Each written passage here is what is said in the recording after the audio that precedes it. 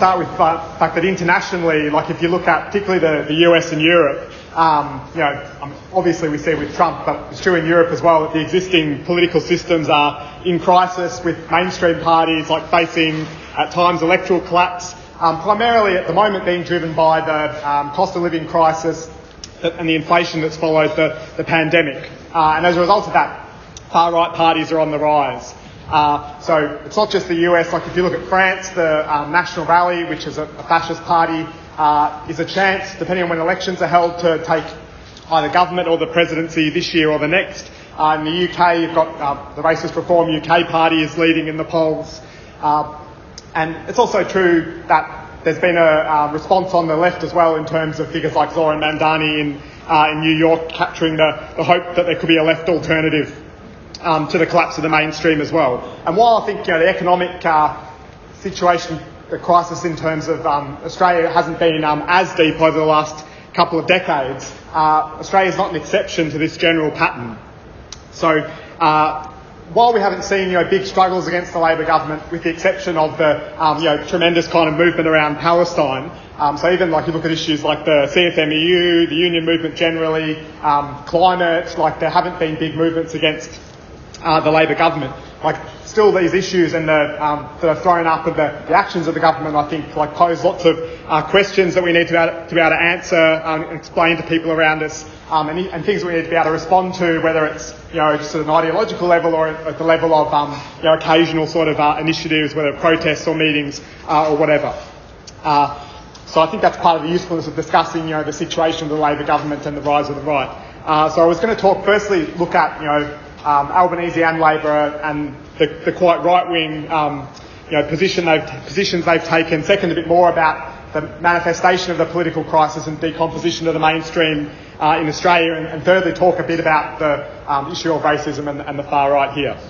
So I think it's probably obvious to everyone that Albanese has adopted this timid kind of centrism, and I think what that really means is that in Australia he is the embodiment of that kind of mainstream politics, which has caused such a political crisis overseas and strained away support for for the major political parties. So Albanese, a number of occasions, has declared his intent for Labor to be the natural party of government in Australia. And what that means is that Labor, has to become the preferred party of the billionaires, the ruling class, and the wealthy, and pandering to their wishes, trying to keep them on side. We've really seen that approach since Albanese, took office. Like he said those things in the very early months of after 2022, but it's been reinforced again since the election last May that Labor won. Even though Labor now has a crushing majority over the Liberals, Albanese is determinedly stuck to the centre ground and to that kind of timid centrism. And I think broadly what that means is that the Labor government's incapable of doing anything which is going to seriously address, the cost of living crisis beyond, minor relief in terms of, they do have policies like things about, they're talking about childcare, or you look at what they've done with Medicare and GP bulk billing, but it's nothing which is actually going to address the continuing, decline in living standards that people are facing. Like we've seen that inflation has increased again. And I think the glaring issue, obviously, is the issue of housing prices, the issue of rents, where it's very clear that Labor's not prepared to do anything which is going to make a serious difference, because they're not actually prepared to get rid of the measures that encourage investors to pile money into the housing market, which are the things that have driven up prices to kind of ridiculous levels. They're not prepared to challenge the interest of the rich and the wealthy in that kind of sector. So I think that's kind of emblematic of the broader kind of very right-wing approach that we've got from the Labor government, where they stress that they're delivering for business. They've got this productivity agenda to help deliver business profits. You look what they did with the environment laws was another example at the end of last year, pushed through Parliament. And I think the Financial Review summed it up by saying business got most of what it wants out of that. More broadly, we know, Labor's had the commitment all through the genocide in Palestine to continuing to allow the export of weapons parts, to allowing Pine Gap to be used, as part of the genocide. And as we were saying in the previous session, this is a product of its commitment to the US alliance, which has seen the surge in kind of spending on weapons and the military, from missiles to warships, drones, the $12 billion on a new submarine base near Perth. Already $3 billion that they've poured into just payments to allow the US shipyards to try and build the submarines they're going to buy from them. And more generally, Albanese having tied himself to Trump as part of that process. Whether it's him having to sit through this excruciating kind of press conferences in Washington, trying to keep up a fake smile as Trump kind of raves, or the fact that he won't say anything to oppose what Trump has done in Venezuela, or his more his sort of naked imperialism, let alone condemning the ICE raids and the kind of anti-migrant racism that Trump is pumping out. So I think if you look at the Labor's militarism, which has become a key feature of the government and the military spending, there is significant hostility, I think, to that around the union movement, for instance, and some willingness to speak out against it at a moderate level. But I think overall, one of the issues with Labor in power we've seen is that there hasn't been a willingness by union leaders to seriously challenge the government or to organise any serious struggle. And I think that the CFMEU has been emblematic of that. Most of the unions, supported the administration, allowed the CFMEU, to have its teeth pulled. And in terms of the CFMEU itself, that resistance, the opposition has really, petered out. So, following the failure of the High Court challenge that the old officials launched to try and get rid of the administration laws, when that failed, they really weren't prepared and hadn't been the whole way through to actually wage the kind of industrial fight through strikes and so on that would have been necessary to actually stop what the government was doing. You had a brief flare-up of kind of resistance in Brisbane after the High Court challenge, but that was snuffed out quite quickly in terms of a purge of organisers who had any sympathies to the old officials or to the kind of militancy about defying the law. So there continues to be passive opposition around the CFMEU in the membership about what's happening with administration. And I think Zack Smith's resignation is one indication of that. There's a disquiet. The old officials are very unhappy about what's happened. But you've really got a situation now where the old guard and the union, all they really have is waiting around till the hope that there'll be some union elections called in 3.5 or 4 years or whatever, and trying to cobble together a ticket to contest those as their only real hope of trying to re-establish themselves in the union. But so I think all those examples about whether the unions, the CFMEU, militarism, Labor's more general inability to act on cost of living, they're a product of the fact that Labor is running the capitalist system, and they want it, and they're doing it in the interests of the rich. In a context globally, where the system is producing, growing inequality, racist scapegoating, and climate crisis. So, if you look, as I said, internationally, there's a crisis of the political mainstream, and in Australia, although Labor's got this big majority, you can see even in the election in May. That was demonstrated in the sense that there's a continued weakness in their electoral support, and a continued erosion of support for both the major parties. So Labor's vote recovered, but only to the level it had in 2016 when it lost the election to the Liberals. And overall, the vote for the two major parties, was down to 2/3, which meant that a third of people voted for independents or minor parties, which really continued a pattern of decline for about the last 30 at least years. If you look at the moment, the kind of decomposition of the major parties is most obvious in terms of the Conservatives, what's happening with the coalition, which looks like it's actually breaking down this time. They had a little go after the election. Now they look like they're going to be out of, the partnership's broken down on a bit more of a permanent basis. But the Liberals, you've got, still led by Susan Ley, who was an attempt to say that, they'd try and remedy some of the problems they had that lost them votes in the elections, in terms of the Liberals had to do something about trying to win back, all the demographic groups that they almost completely lost in terms of women, migrant communities, people under 45 years old, any of the people in the teal electorates that they really need if they're going to have any hope of winning government. She was put in there really to try and appeal to some of those groups. But it's already clear, not that, less than a year after the election, that her position as leader is terminal. Like, whether it happens this week or whether it happens in a couple of months, she's going to be rolled by the right of the Liberal Party. And the Liberals are clearly going to shift to the right, even though Andrew Hastie's said he's not going to challenge for now. And obviously, what's driving that is the fact that the Liberals are bleeding support on the right to one nation, and they're worried about their right flank. Having lost, support on their other flank, if you like, they're also now bleeding on the right, and so they're worried about trying to hold on to some of that support. Yep.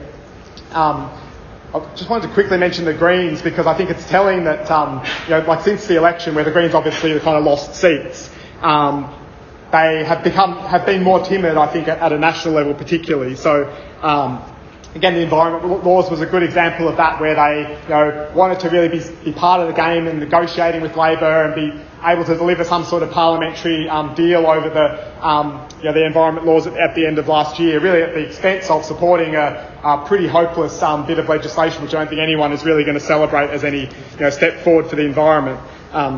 Their new leader, I think, is more timid. Like, if you look at the issues she wants to talk about, it's more about climate change and things like this. There are some Greens who want to talk about Palestine, have a decent position, but that's not kind of the orientation of Larissa Waters. So I think it means that the Greens, while they've still got quite a solid base of support, I think, as a bit of a left alternative to Labor, there's not, there isn't enthusiasm and excitement about what the Greens are actually delivering. And I think you can see that since the election. It's been the right that's been making the running, not the Greens in any kind of sense as a left kind of alternative opposition to Labor.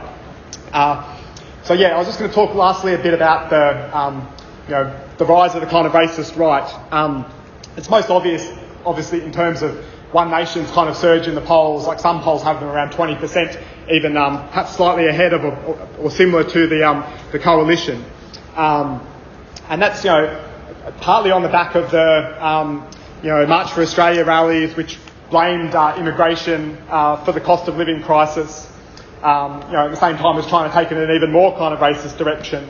But electorally, like, One Nation's rise comes, mainly at the expense of the coalition. So, Cos Samaras, who's a kind of former Labor pollster, talks about how it's a fairly concentrated phenomenon of people in their late 50s living in the outer suburbs who voted Liberal that are switching to One Nation and driving their rise. But I think it's a big mistake to think that somehow it could be something to celebrate that One Nation's on the rise, because it'll help Labor electorally and maybe keep them in power.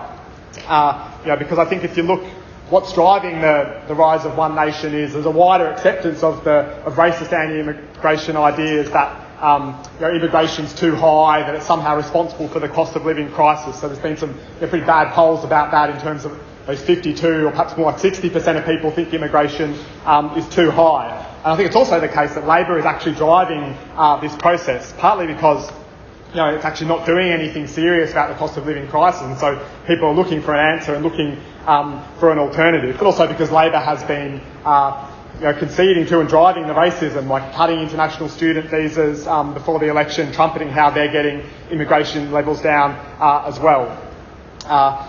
So I think, obviously that issue about anti-immigration politics and the right will be magnified in terms of the danger of racism becoming more established if the Liberals tilt further to the right with whether it's Taylor or eventually Hastie becoming the leader.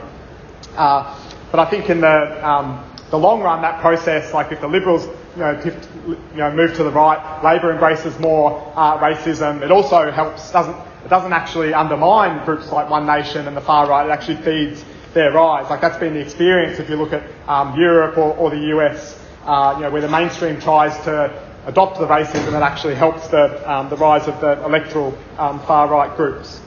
That's not to say that One Nation necessarily is going to surge forward and massively increase its number of seats at the next election. I think they've still got big problems, not least of which is Pauline Hanson herself, who's never really been capable of running a successful political party.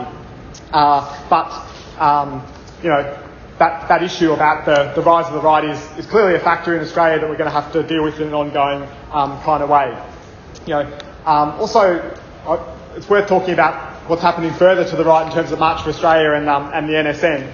So I think while, we obviously saw some quite large anti-immigration rallies they organised through the course of the year, while they've dropped in size, I think the 2,000 they had in Sydney and Melbourne is still substantial kind of right-wing racist demonstrations. And I don't think it's like, quite at the point where they're about to completely sort of disappear, even though they have petered out in size.